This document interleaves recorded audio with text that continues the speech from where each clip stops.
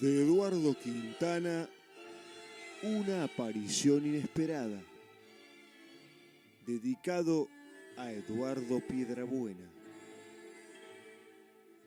El hecho de tener un nieto adolescente y muy compañero de su abuelo hizo que Germán tuviese esas charlas que jamás había tenido con Pedro, su hijo. Y no fue por falta de compañerismo. Al contrario, Pedro y Germán eran padre e hijo y a su vez grandes amigos. Durante años no solo compartían su tiempo en el ferrocarril, sino que además viajaban para ver a Central Córdoba a todos lados. Los Ferreira heredaban dos cosas: el trabajo ferroviario y la pasión por el charrúa. Desde Totono, que estuvo en la fundación el 20 de octubre de 1906, pasando por Germán, luego por Osvaldo y hasta llegar a Constantino, fueron legando tanto el empleo como el amor por la divisa azul. Aquel 30 de noviembre de 1957 llegaron desde Rosario a la vieja cancha de Quilmes Eduardo, Osvaldo y Germán con la ilusión indescriptible de una caravana interminable a bordo del Chevrolet 50 propiedad del viejo Ferreira. Era una oportunidad histórica que se presentaba y que no tenían que desaprovecharla, dado que Central Córdoba estaba a una victoria del ascenso a Primera División.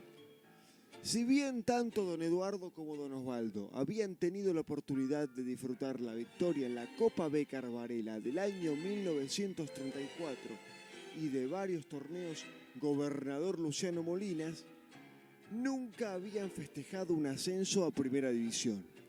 El abuelo de Germán y su nieto Constantino eran muy compinches. Y si bien los viajes de visitantes fueron desapareciendo, ambos iban desde que el nene era chiquito a la platea de Gabino Sosa. Una tarde charlando en la plaza sobre la historia del charrúa, la mirada de Germán se perdió en la imagen de una persona extraña que pasó por la vereda de la plaza. El abuelo se levantó y salió tras él. Al llegar a la esquina cruzó la calle y giró. Cuando Germán dobló, la persona de sobre todo negro ya no estaba. Miró hacia todos lados, llegó a la esquina, miró por la calle transversal y al no encontrar nada, se volvió para la plaza. Allí lo esperaba su nieto, quien parecía medio preocupado por la reacción. El abuelo se sentó a su lado. Estaba pálido y con transpiración en su frente. Allí su nieto le preguntó: ¿qué pasó, abuelo? ¿Quién era esa persona? Don Germán, con la mirada perdida, no le contestó inmediatamente. Pensó su respuesta y acotó: es una larga historia, Tino. ¿Y estás muy apurado? No, contestó el abuelo. Entonces contame qué pasó. Allí el abuelo se largó a contar una larguísima historia, digna de una película de suspenso. Allá por fines de 1957, Central Córdoba jugaría un partido clave en el estadio de Guido y Sarmiento en la ciudad de Quilmes. El lunes 25 de noviembre fue feriado. Se levantó con fiebre. Todavía afónico por los gritos de gol en el partido contra el Boys en el Gabino Sosa y en el cual el charrúa se había impuesto por 3-2. Como era feriado, pensó en esperar hasta el martes para ir al médico, quien al revisarlo le dijo que tomara antibióticos y analgésicos y que guardara reposo por 72 horas. Pasaron los días y al ver que no había mejoría en su salud, volvió al médico con preocupación, pensando en que en unos días tendría que viajar a Buenos Aires con el padre y el abuelo y con fiebre. Iba a tener problemas con su madre. Cuando volvía del médico con otras 48 horas de reposo en una receta, subió al colectivo totalmente vacío y cuando fue a sacar el pasaje, el colectivero le estiró, le estrechó su mano y le dijo: pasá, flaco, nos vemos en Quilmes. El colectivo fue vacío todo el trayecto. Por momentos parecía que se detenía en las paradas, pero no subía ni bajaba nadie. Debía ser la fiebre.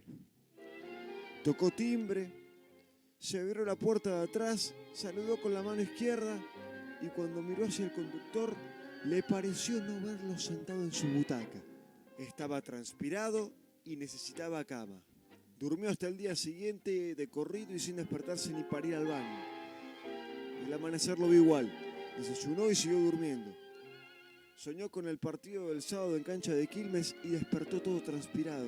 Fue al baño, se lavó la cara y cuando se miró en el espejo vio detrás suyo otra vez la imagen del colectivero, que apoyó la mano en su cabeza produciéndole un inmediato desmayo. Despertó en la cama, no sabía cuánto tiempo había pasado, solo se acordaba de la imagen en el espejo. Era la madrugada del sábado. Se incorporó y volvió al baño. En el espejo había 3 letras C y el número 57. Un mensaje claro. Central Córdoba campeón 1957. Miró para todos lados. En la casa no había nadie. Se sentía perfecto. Se dio un baño de inmersión y salió perfecto. Era sábado. Se asomó a la calle y el padre junto a su abuelo estaban ultimando los detalles para partir rumbo a Buenos Aires. ¿Te despertaste?, preguntó el abuelo Osvaldo. Prepárate que en media hora nos vamos. Tenemos un viaje largo, acotó Osvaldo. Germán fue a la cocina. Se preparó un té con limón y calentó el agua para poner en el termo. El mate era indispensable para matar el tiempo de viaje. Tenían una canasta preparada por la madre con sándwiches y bizcochitos.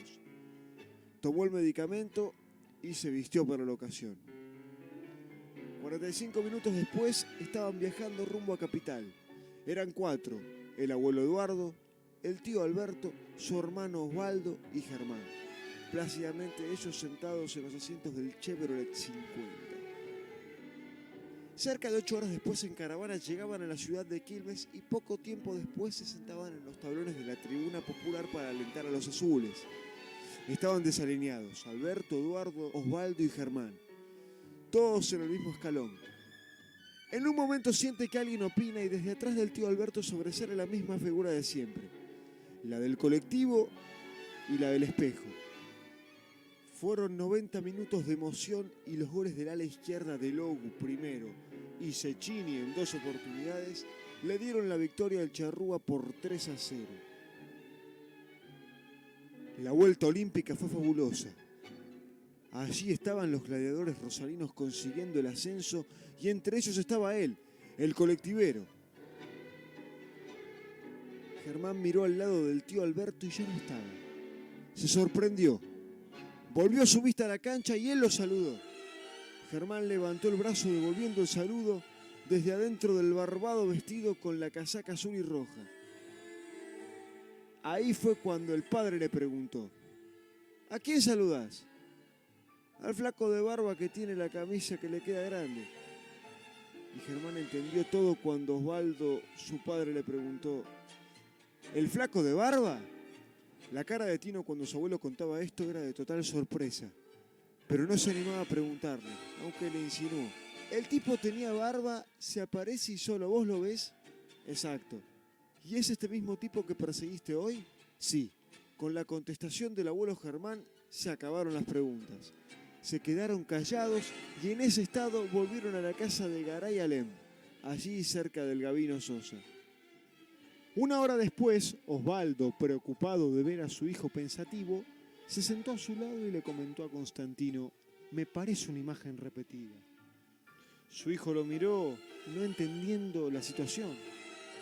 Seguramente el abuelo Germán te contó lo de la aparición. Tino lo miró, aún más asombrado, y acotó: ¿y vos cómo sabes que me preocupa eso? Porque cuando me lo contó mi abuelo y después se lo pregunté a mi viejo, quedé igual de anonadado. No es una situación normal, hijo, y a veces es poco creíble. Pero yo le creo al abuelo, pa. Haces bien. Yo también le creí siempre, pero eso no significa que suene rara la historia. Unos minutos de silencio y luego la pregunta que debía venir: ¿y vos alguna vez lo viste, papá? No, hijo. Así como al abuelo nunca se apareció. En realidad a Osvaldo se le apareció muchas veces, según sus propias palabras, pero en el campo de juego. Para él, que había visto a Tomás Felipe Karlovich desde el mismo día de su debut, Dios era el 10 de Central de Córdoba. Dios era el Maradona que no fue. Dios era el dueño del caño de ida y vuelta. Para él Dios era el Trinche Karlovich. Lo del abuelo Germán era aún más amplio, porque había visto el ascenso de 1957, los 2 años en primera división y había visto al Trinche. Su vida como charrúa estaba completa. Pero también tenía esas apariciones, que no solo eran paralelas a su vida, sino que confluían en un denominador común: Central Córdoba. La conversación entre padre e hijo seguía su curso y las historias ligadas al matador se ligaban inexorablemente, aunque faltaba el desenlace del tema que develaba a Constantino, el del personaje que aparecía en la vida del abuelo Germán. ¿Y vos qué pensás, papá? Es un tema difícil, Tino. Siempre que dije lo que pienso, me miraron raro. ¿Y qué es eso que pensás y que no me querés decir? Antes de contarte eso, necesito que sepas algo y que lo guardes para vos. Allí comenzó a relatar otra historia. A mediados de los 80, al abuelo Germán le detectaron una enfermedad terminal. Había 2 alternativas: lo operaban y se arriesgaban a que no pasara la operación, o lo dejaban vivir en ese estado hasta que llegue el desenlace. En conjunto con la familia decidieron operarlo. Entró al quirófano a las 10 de la mañana y salió a las 15 horas. 5 horas de operación y un final negativo. El médico que lo operó habló con la familia y le comunicó que había metástasis y que era irreversible. Tino miraba sorprendido a su padre, porque el abuelo estaba bien de salud y no tenía síntomas de aquella enfermedad, o por lo menos el nieto no lo sabía. El abuelo salió del quirófano sedado y así pasó la primera noche en terapia intensiva. Esa noche Osvaldo se quedó a cuidar a su padre, pero no le permitían estar dentro de la sala. Convaleciente yacía en la cama, con cables y respirador, monitoreado constantemente y totalmente dormido, separado de su hijo por una gran mampara. Esas noches de cuidados normalmente se hacían largas. Osvaldo se dormía, entonces decidió fumar un cigarrillo en el patio. Había tardado media hora y cuando vuelve encuentra a un médico trabajando con su padre. Prestó atención y vio que su padre movía la mano. Se sorprendió. Un par de minutos después el médico se retiró por uno de los laterales. Osvaldo le golpeó el vidrio infructuosamente. Pareció que nunca lo escuchó. Miró a su padre, seguía dormido. Se sentó, abrió el libro y siguió leyendo. 1 hora después llegaron los médicos, un hombre mayor y una jovencita. Entraron, revisaron a Germán y al salir de la sala, Osvaldo les consulta. Perdón, buenas noches, soy el hijo, ¿cómo está mi padre? Dormido todavía, le contesta la joven, pero tiene sus signos vitales muy bien. Pero cuando vino el otro doctor, despertó por un instante. ¿Qué otro doctor?, preguntó el médico. El que vino hace un rato. Acá los únicos médicos somos nosotros, contestó el hombre. Pero entró alguien con guardapolvo celeste y pelo largo. Le debe haber parecido, contestó la doctora. Acá todos los médicos utilizan guardapolvo blanco. Y no permitimos el pelo largo, comenta el doctor, por razones de higiene.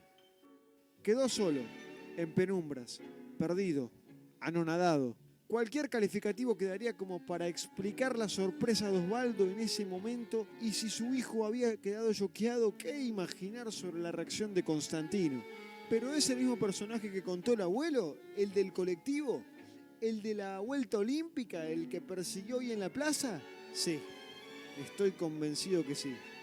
El silencio nuevamente se apropió de la situación. Ambos quedaron mudos y pensativos. Tomó la palabra Tino, quien directamente fue al grano. ¿Y quién pensás que ese tipo que pasó de dar una vuelta olímpica con Central Córdoba a manejar un colectivo y después lo salvó al abuelo de una muerte anunciada? Mirá, hijo, yo no lo puedo asegurar, pero hay algo que alguna vez tu abuelo dijo y me quedó grabado. Si Dios quiso que el Trinche juegue en Central Córdoba, Dios es charrúa. Y allí fueron ambos tomados del hombro, en busca del abuelo Germán, que seguramente estaría en la plaza con sus viejos amigos, bajo el cuidado de Dios.